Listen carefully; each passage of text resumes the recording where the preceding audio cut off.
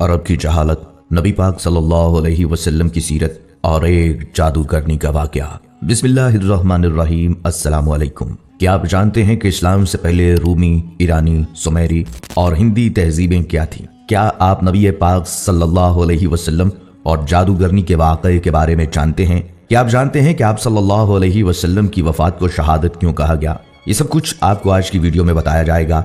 उम्मीद है ये वीडियो आपको पसंद आएगी, लिहाजा आपसे गुजारिश है इस पाक और खूबसूरत वीडियो को आखिर तक जरूर देखिएगा। नाजरीन, ये अरब की सरजमीन की कहानी है जिसकी ना कोई तहजीब थी, ना तमद्दन था, बल्कि यह खित्ता पूरी दुनिया से अलग थलग हो चुका था। दावत इलाही अंबिया अलैहिस्सलाम का अव्वलीन फरीजा है और अल्लाह ताला अंबिया अलैहिस्सलाम को दुनिया में तौहीद खालिस के क़याम के लिए माबूस करता है। दुनिया में जिस कदर भी अंबिया कराम आए हैं, सब ने अपनी कौम और लोगों को उनके खालिक की तरफ बुलाया है कि तुम्हारा माबूद हकीकी खुदा ताला है, सिर्फ उसी की इबादत करो और उसकी तमाम तर सिफात के साथ उस पर ईमान लाओ। आप सल्लल्लाहु अलैहि वसल्लम का दुनिया में आना और ख़ास तौर पर अरब की सरजमीन पर आना जैसे रोशनियों की नवीद थी। जो इनकलाब अजीम आप सल्लल्लाहु अलैहि वसल्लम ने दुनिया में बर्पा किया, वो इससे कबल ना कभी किसी आंख ने देखा और ना कभी किसी कान ने सुना। कहानी शुरू होती है जब सरजमीन अरब में हर तरफ जुल्म और सितम, जबर व तशद्दुद और वहशत व बरपरियत ने डेरे डाल रखे थे। कुफर और जुल्म और जहालत की तारीकी ने आलम इंसानियत को चारों तरफ से घेर रखा था।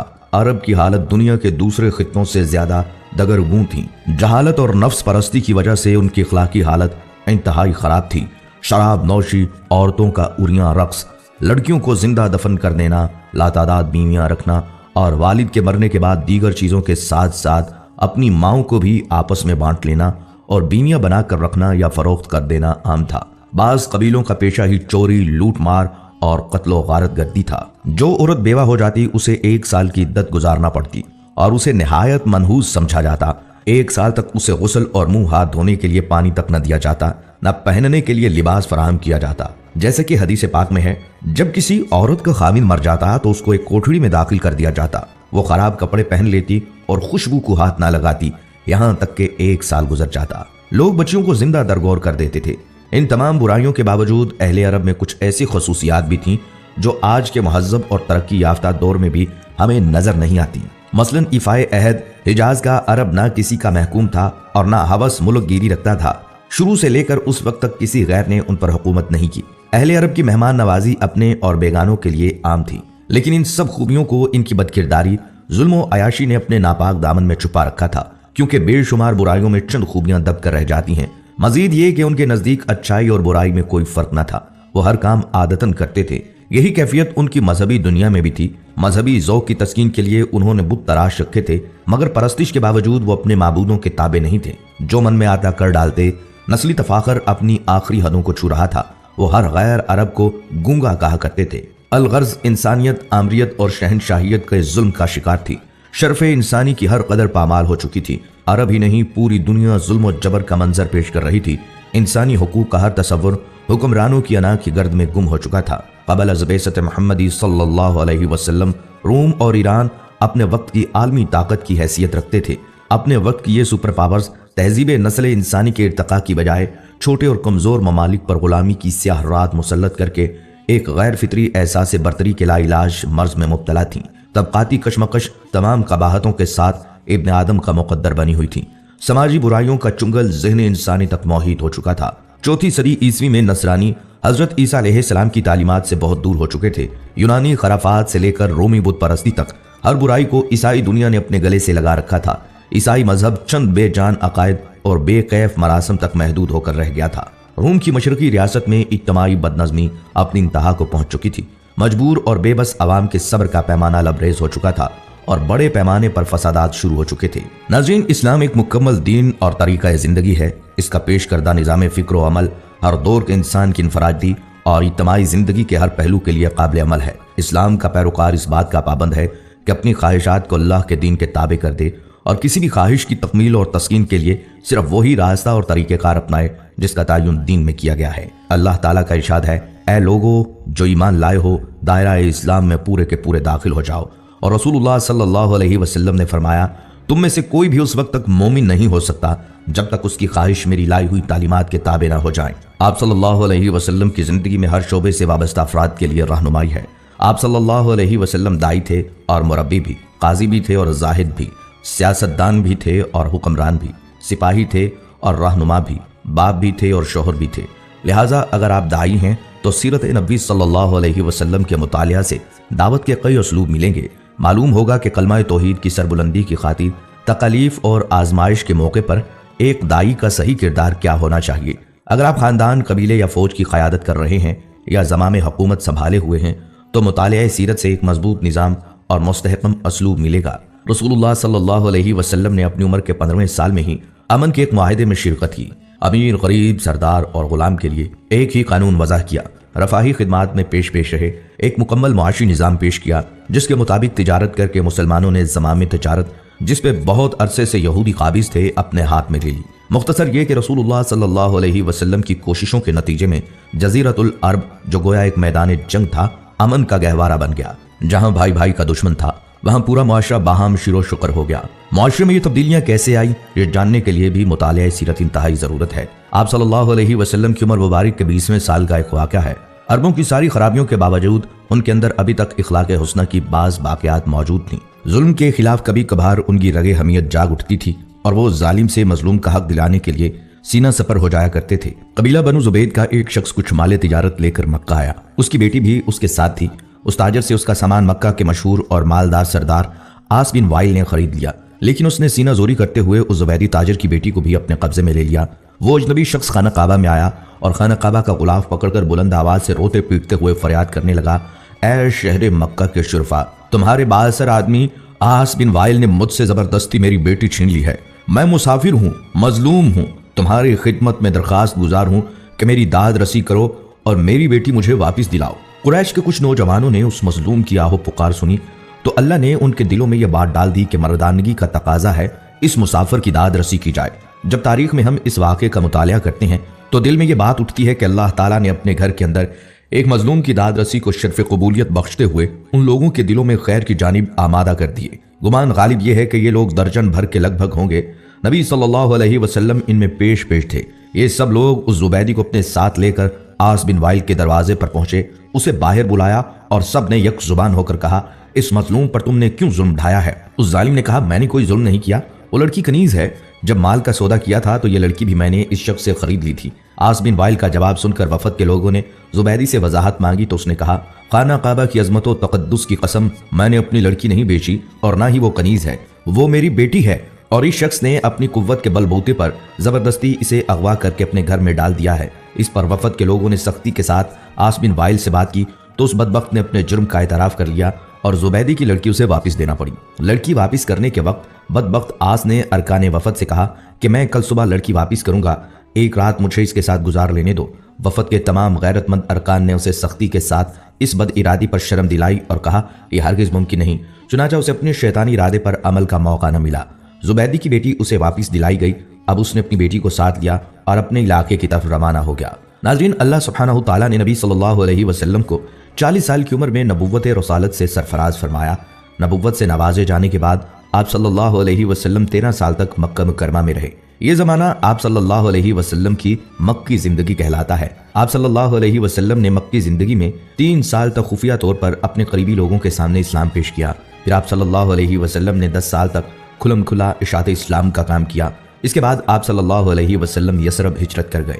اشاعت اسلام کی وجہ سے کفار مکہ آپ صلی اللہ علیہ وسلم کے جانی دشمن ہو گئے۔ جب تک نبی صلی اللہ علیہ وسلم نے اپنی نبوت اور رسالت کا اعلان نہیں کیا تھا اس وقت تک آپ صلی اللہ علیہ وسلم مکہ میں ایک عقل مند اور دانشور، صادق اور امین اور اچھے انسان سے جانے جاتے تھے۔ جب آپ صلی اللہ علیہ وسلم نے اپنی نبوت کا اعلان کیا تو لوگوں نے آپ صلی اللہ علیہ وسلم کو جادوگر اور کاہن و ساحر جیسے معیوب لقب سے مشہور کرنے کی کوشش کی تاکہ لوگ آپ صلی اللہ علیہ وسلم کے قریب نہ آئیں اور نہ آپ صلی اللہ علیہ وسلم کی باتیں سنیں۔ طارق بن عبداللہ المحاربی رضی اللہ تعالیٰ عنہ فرماتے ہیں، میں نے اللہ کے رسول صلی اللہ علیہ وسلم کو بازار ذی المجاز میں دیکھا جبکہ میں خرید و فروخت میں مشغول تھا۔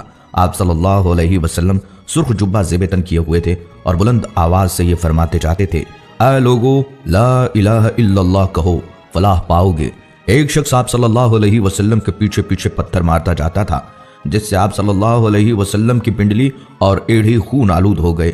وہ شخص ساتھ ساتھ یہ بھی کہتا جاتا تھا، اے لوگو اس کی بات نہ سننا، یہ جھوٹا ہے۔ مہاربی فرماتے ہیں کہ میں نے لوگوں سے پوچھا یہ شخص یعنی آپ صلی اللہ علیہ وسلم کون ہے؟ لوگوں نے جواب دیا یہ لڑکا بنی عبد المطلب سے ہے۔ پھر میں نے پوچھا یہ شخص کون ہے جو اس کا پیچھا کر رہا ہے اور پتھر مار رہا ہے؟ لوگوں نے جواب دیا یہ آپ صلی اللہ علیہ وسلم کا چچا عبدالعزیٰ یعنی ابو لہب ہے۔ بازار ذوالمجاز میں آپ صلی اللہ علیہ وسلم پر ابو جہل کا مٹی پھینکنا۔ بنو مالک بن قنانہ کے ایک شیخ کہتے ہیں کہ میں اللہ کے رسول صلی اللہ علیہ وسلم کو بازار ذوالمجاز میں دیکھا کہ یہ فرماتے تھے اے لوگو لا الہ الا اللہ کہو فلاح پاؤ گے۔ راوی فرماتے ہیں کہ ابو جہل آپ صلی اللہ علیہ وسلم پر مٹی پھینکتا تھا اور یہ کہتا تھا اے لوگو خیال رکھنا یہ شخص تم کو تمہارے دین کے حوالے سے دھوکہ نہ دے دے، کیونکہ اس کا ارادہ ہے کہ تم لات و عزہ کو چھوڑ دو، جبکہ رسول اللہ صلی اللہ علیہ وسلم اس کی طرف ذرہ برابر بھی التفات نہیں فرماتے تھے۔ ایک دفعہ نبی کریم صلی اللہ علیہ وسلم کعبہ شریف کے پاس نماز ادا کر رہے تھے۔ ابو جہل اور اس کے ساتھی وہاں بیٹھے تھے۔ ان میں سے بعض نے بعض سے کہا تم میں سے کون ہے جو فلاں قبیلے کی اونٹنی کی اوجڑی لائے اور محمد صلی اللہ علیہ وسلم سجدے میں جائیں تو اسے ان کی پشت پر رکھ دے۔ عقبہ بن ابی معیط جو نہایت بدبخت شقی القلب اور ملعون تھا وہ وہاں سے اٹھا اور اوجڑی لے کر آیا۔ پھر وہ آپ صلی اللہ علیہ وسلم کے سجدے کا انتظار کرنے لگا۔ جب آپ صلی اللہ علیہ وسلم نے سجدہ کے لیے اپنے چہرہ مبارک کو زمین بوس کیا تو اس نالائق نے اس اوجڑی کو آپ صلی اللہ علیہ وسلم کی پیٹھ پر کندھوں کے درمیان رکھ دیا۔ آپ صلی اللہ علیہ وسلم اس کے بوجھ کی وجہ سے اٹھ نہیں پا رہے تھے، سجدے کی ہی حالت میں پریشان تھے۔ دوسری طرف ابو جہل اور اس کے بغیرت ساتھی سب کے سب ہنسنے اور ٹھاٹھے مارنے میں مصروف تھے۔ حضرت عبداللہ بن مسعود رضی اللہ تعالیٰ عنہ یہ سب کچھ دیکھ رہے تھے، مگر اپنی کمزوری اور ظالموں کے خوف سے رسول خدا صلی اللہ علیہ وسلم کا دفاع کرنے سے عاجز تھے۔ پھر آپ صلی اللہ علیہ وسلم کی لخت جگر حضرت فاطمہ رضی اللہ تعالیٰ عنہ آئیں اور اوجڑی کو آپ صلی اللہ علیہ وسلم کی پشت مبارک سے ہٹایا۔ حضرت عروہ بن زبیر رحمۃ اللہ علیہ نے عبداللہ بن عمر بن عاص رضی اللہ تعالیٰ عنہ سے پوچھا مجھے اس سخت تکلیف سے باخبر کیجئے جس سے مشرکین نے آپ صلی اللہ علیہ وسلم کو دوچار کیا۔ انہوں نے فرمایا ایک بار نبی صلی اللہ علیہ وسلم حتیم میں نماز ادا کر رہے تھے، اچانک عقبہ بن ابی معیط آیا اور آپ صلی اللہ علیہ وسلم کی گردن میں اپنا کپڑا ڈال دیا۔ پھر اس نے سخت طریقے سے آپ صلی اللہ علیہ وسلم کا گلا گھونٹا۔ پھر ابو بکر رضی اللہ تعالیٰ عنہ آئے اور انہوں نے عقبہ کا مونڈھا پکڑا اور اس کو نبی صلی اللہ علیہ وسلم سے ہٹایا اور فرمایا کیا تم مار ڈالو گے اس شخص کو اس وجہ سے کہ وہ کہتا ہے کہ میرا رب اللہ ہے؟ اپنی زندگی میں رسول اللہ صلی اللہ علیہ وسلم اور ان کے ساتھیوں کو ان کے عقائد کی وجہ سے ستایا گیا، ان کا بائیکاٹ کیا گیا، یہاں تک کہ آپ پر براہ راست حملے بھی کیے گئے۔ ان چیلنجز کے باوجود رسول اللہ صلی اللہ علیہ وسلم امن اور سماجی انصاف کا پیغام پھیلانے کے عزم سے کبھی پیچھے نہیں ہٹے۔ انہوں نے اپنی اہلیہ اور قریبی ساتھیوں کی وفات سمیت کئی غم اٹھائے، یہاں تک کہ اپنے پیروکاروں کے ساتھ مل کر مساوات، انصاف اور بھائی چارے کے اصولوں پر مبنی ایک نیا معاشرہ قائم کرنے میں کامیاب ہو گئے۔ ناظرین، ایک یہودی جس کا نام لبید بن عاصم یہودی تھا، اس نے حضور اقدس صلی اللہ علیہ وسلم پر جادو کر دیا۔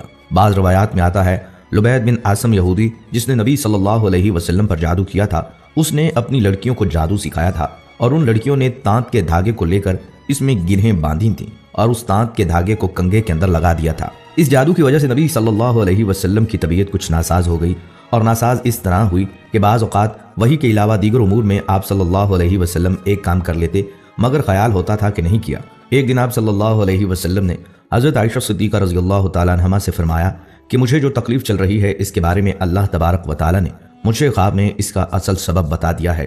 میں نے خواب دیکھا ہے کہ دو فرشتے آئے اور آ کر میرے پاس بیٹھ گئے اور انہوں نے آپس میں گفتگو شروع کی کہ ان صاحب کو کیا ہوا، ان کو کیا تکلیف ہے۔ دوسرے فرشتے نے جواب دیا کہ ان پر کسی نے جادو کر دیا ہے۔ پہلے فرشتے نے پوچھا کس نے جادو کیا ہے؟ دوسرے نے جواب دیا لبید بن عاصم کے نام سے ایک یہودی ہے، اس نے جادو کیا ہے۔ پھر پہلے نے سوال کیا کہ کس چیز میں جادو کیا ہے اور کہاں کیا ہے؟ دوسرے فرشتے نے جواب دیا کنگھے کے ذریعے جادو کیا ہے اور کنگھے کے اندر جو بال آ جاتے ہیں کنگھا کرتے وقت ان بالوں کو بھی استعمال کیا ہے۔ پوچھا کہ کہاں ہے؟ جواب دیا وہ ایک کنواں ہے، وہاں پر اس نے جادو کے کلمات پڑھ پڑھ کر وہاں دفن کیے ہیں۔ یہ ساری تفصیل نبی صلی اللہ علیہ وسلم کو فرشتوں کے ذریعے بتا دی گئی۔ حضرت عائشہ رضی اللہ تعالیٰ عنہا سے آپ صلی اللہ علیہ وسلم نے فرمایا کہ اللہ تعالیٰ نے میری اس تکلیف کے بارے میں مجھے ساری تفصیلات بتا دی ہیں۔ چنانچہ نبی صلی اللہ علیہ وسلم خود اس کنویں کے پاس تشریف لے گئے اور وہاں جا کر دیکھا اس کا پانی بالکل پیلا پڑا ہوا تھا۔ وہاں سے وہ کنگھا بھی برآمد ہو گیا، کنگھے کے اندر جو بال تھے وہ بھی برآمد ہو گئے۔ مدینہ منورہ میں ایک یہودی عورت تھی، اس کا نام لبیطۃ الحمرا تھا۔ وہ ایک بہت ہی خبیث اور بدذات عورت تھی اور وہ حضور صلی اللہ علیہ وسلم سے بہت زیادہ جلتی تھی۔ وہ چاہتی تھی کہ نعوذ باللہ آپ صلی اللہ علیہ وسلم اس دنیا سے رخصت ہو جائیں۔ ایک دن اس عورت نے ایک جادوگر کے پاس جا کر کہا وہ حضور صلی اللہ علیہ وسلم پر ایسا جادو کریں کہ بیمار ہو جائیں۔ جادوگر نے اس خبیث عورت کو ایک تعویذ دیا اور اسے حکم دیا کہ وہ اس تعویذ کو حضور صلی اللہ علیہ وسلم کے گھر میں کسی جگہ چھپا دے۔ جادوگر کی بات پر عمل کرتے ہوئے اس عورت نے وہ تعویذ آپ صلی اللہ علیہ وسلم کے گھر میں کسی جگہ چھپا دیا۔ تعویذ کے اثر سے آپ صلی اللہ علیہ وسلم کی طبیعت ناساز ہو گئی۔ صحابہ کرام اس بات سے بہت پریشان تھے۔ انہوں نے آپ صلی اللہ علیہ وسلم کی صحت کے لیے دعائیں کی، لیکن حضور صلی اللہ علیہ وسلم کی طبیعت بہتر نہیں ہو رہی تھی۔ ایک دن حضور صلی اللہ علیہ وسلم کے صحابی حضرت زید بن حارثہ رضی اللہ تعالیٰ عنہ کو ایک خواب آیا۔ خواب میں اللہ تعالیٰ نے انہیں بتایا کہ آپ صلی اللہ علیہ وسلم پر جادو کیا گیا ہے۔ حضرت زید بن حارثہ رضی اللہ تعالیٰ عنہ نے آپ صلی اللہ علیہ وسلم کو خواب کے بارے میں بتایا۔ آپ صلی اللہ علیہ وسلم نے حضرت زید بن حارثہ رضی اللہ تعالیٰ عنہ کو حکم دیا کہ وہ تعویذ تلاش کریں۔ حضرت زید بن حارثہ رضی اللہ تعالیٰ عنہ نے حضور صلی اللہ علیہ وسلم کے گھر کو تلاش کیا اور آخرکار انہوں نے تعویذ کو ایک کنویں میں پایا۔ تعویذ پھینکنے کے بعد آپ صلی اللہ علیہ وسلم کی صحت بہتر ہو گئی۔ جادوگرنی کو معلوم ہوا کہ آپ صلی اللہ علیہ وسلم کی صحت ٹھیک ہو گئی۔ اس نے آپ صلی اللہ علیہ وسلم سے معافی مانگی۔ آپ صلی اللہ علیہ وسلم نے اس سے معاف کر دیا، لیکن اسے سخت سزا دی گئی۔ اسے مدینہ منورہ سے نکال دیا گیا اور اسے یہودیوں کے علاقے میں بھیج دیا گیا۔ فتح خیبر کے بعد حضور صلی اللہ علیہ وسلم کچھ دنوں تک زرعی زمینوں اور باغوں کے انتظامات اور غنائم کی تقسیم کے کاموں میں مصروف رہے۔ ظاہر ہے ان کاموں کے لیے قیام وہیں ضروری تھا۔ اسی دوران ایک عورت نے، جس کا نام زینب بنت الحارث تھا، جو سلام بن مشکم کی بیوی تھی، آپ صلی اللہ علیہ وسلم کو زہر دے کر نقصان پہنچانے کی سازش کی۔ اس نے پروگرام بنایا کہ آپ صلی اللہ علیہ وسلم کو بکری کا بھنا ہوا گوشت پیش کیا جائے اور اس میں زہر ملا دیا جائے۔ پہلے اس نے صحابہ کرام سے معلوم کیا کہ آپ صلی اللہ علیہ وسلم کو بکری کا کون سا حصہ مرغوب ہے۔ لوگوں نے بتلایا کہ آپ صلی اللہ علیہ وسلم بکری کی ران شوق سے نوش فرماتے ہیں۔ اس منحوس عورت نے بکری ذبح کی اور اس کا گوشت زہر آلود کر دیا، خاص طور پر بکری کی ران پر زیادہ زہر لگا دیا، اور آپ صلی اللہ علیہ وسلم کے خیمے میں لے کر آئی۔ پیارے آقا صلی اللہ علیہ وسلم مغرب کی نماز ادا کر کے خیمے میں تشریف لائے۔ دیکھا تو ایک عورت خیمے کے باہر آپ کا انتظار کر رہی تھی۔ آپ صلی اللہ علیہ وسلم نے اس سے آنے کا سبب پوچھا۔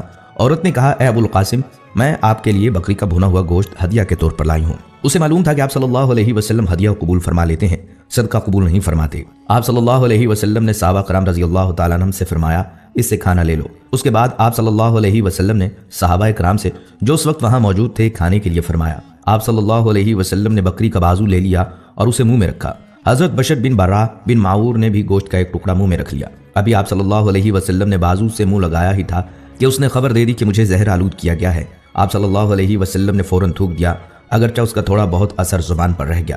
دوسری طرف حضرت بشر بن برا آپ صلی اللہ علیہ وسلم کے ادب اور لحاظ کے سبب کھانا نہ تھوک پائے، حالانکہ آپ صلی اللہ علیہ وسلم نے فرما دیا تھا کوئی شخص یہ کھانا نہ کھائے، اس میں زہر ملا ہوا ہے۔ زینب بنت الحارث کو طلب کیا گیا۔ آپ صلی اللہ علیہ وسلم نے اس سے دریافت فرمایا کہ کھانے میں تو نے زہر ملا دیا تھا؟ اس نے عرض کیا، جی میں نے ملایا تھا۔ آپ صلی اللہ علیہ وسلم کو کیسے پتہ چلا؟ فرمایا، مجھے اس ہڈی نے بتلا دیا کہ میں زہر آلود ہوں۔ آپ صلی اللہ علیہ وسلم نے فرمایا، تو نے ایسا کیوں کیا؟ اس نے کہا، میرے باپ، چچا اور شوہر قتل ہو گئے، میری قوم بھی تباہ ہو گئی۔ میں نے سوچا اگر آپ صلی اللہ علیہ وسلم نبی ہوئے تو یہ زہر آپ پر اثر نہیں کرے گا اور آپ صلی اللہ علیہ وسلم بچ جائیں گے، اور اگر بادشاہ ہوں گے تو ہمیں آپ سے نجات مل جائے گی۔ آپ صلی اللہ علیہ وسلم نے اسے کچھ نہیں کہا اور جانے دیا۔ صحابہ رضی اللہ تعالیٰ عنہم نے عرض بھی کیا کہ اس کو سزا ملنی چاہیے، مگر آپ صلی اللہ علیہ وسلم نے درگزر سے کام لیا۔ انبیاء کرام کی یہی شان ہوتی ہے، اور ہمارے حضور صلی اللہ علیہ وسلم تو وہ درگزر میں سب سے بڑھ کر تھے۔ جن صحابہ کرام نے گوشت منہ میں رکھ کر تھوک دیا تھا، ان پر زہر کا اثر کم تھا۔ آپ صلی اللہ علیہ وسلم نے ان سے فرمایا کہ سر میں پشنے لگوائیں، یعنی فاسد خون نکلوا دیں۔ صحابہ کرام نے ایسا ہی کیا، لہٰذا حضرت بشر بن برا زہر کے اثر سے وفات پا گئے۔ رسول اللہ صلی اللہ علیہ وسلم اس واقعے کے بعد 3 برس تک حیات رہے، لیکن اس زہر کا اثر محسوس فرماتے رہے، یہاں تک کہ مرض وفات میں اس کا اثر کچھ زیادہ ہی محسوس فرمایا۔ ایک روز حضرت عائشہ رضی اللہ تعالیٰ عنہا سے فرمایا، اے عائشہ، میں نے خیبر میں جو کھانا کھا لیا اس کا اثر آج تک محسوس کر رہا ہوں۔ اسی لیے علماء کرام فرماتے ہیں کہ آپ صلی اللہ علیہ وسلم نے شہادت پائی۔ ناظرین کرام، یہ تھی ہماری آج کی ویڈیو، امید ہے آپ کو پسند آئی ہوگی۔ اگر آپ کو یہ ویڈیو پسند آئی ہے تو ہمارے چینل کو سبسکرائب کریں اور اس ویڈیو کو باقی دوستوں کے ساتھ ضرور